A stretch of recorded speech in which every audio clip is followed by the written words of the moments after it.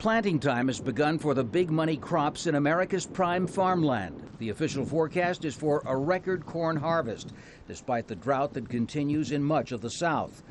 That success is partly credited to Monsanto's genetically modified seeds, judging from the company's recent testimonials from farmers. The yields were excellent, excellent. We're definitely going to be planting more because the grain quality is going to be a lot greater.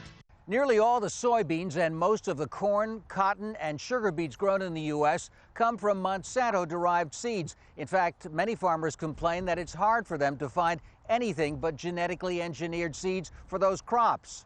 The GM seeds are bred to resist that company's huge moneymaker, the weed killer Roundup, which contains the chemical glyphosate.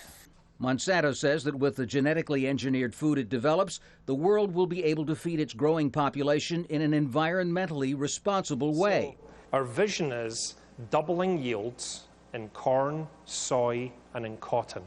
So doubling yields by about 2030 and using a third less resources. But critics dispute Monsanto's claims.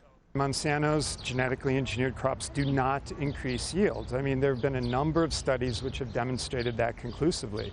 I mean, I think the benefit, to the extent that there is one, is it reduces labor, so it helps big farmers get still bigger. And some researchers have found links between Roundup crops and fatal livestock illness. They trace the disease to a newly found pathogen in crops sprayed with glyphosate. It's infectious to cattle, pigs, horses, poultry. It will kill a fertilized egg in 24 to 48 hours. The U.S. government has opposed efforts to block the spread of GMO agriculture. Its National Research Council has found engineered foods to be no riskier than conventionally grown products. And under a law signed by President Barack Obama, courts may not block sales or plantings of GM seeds.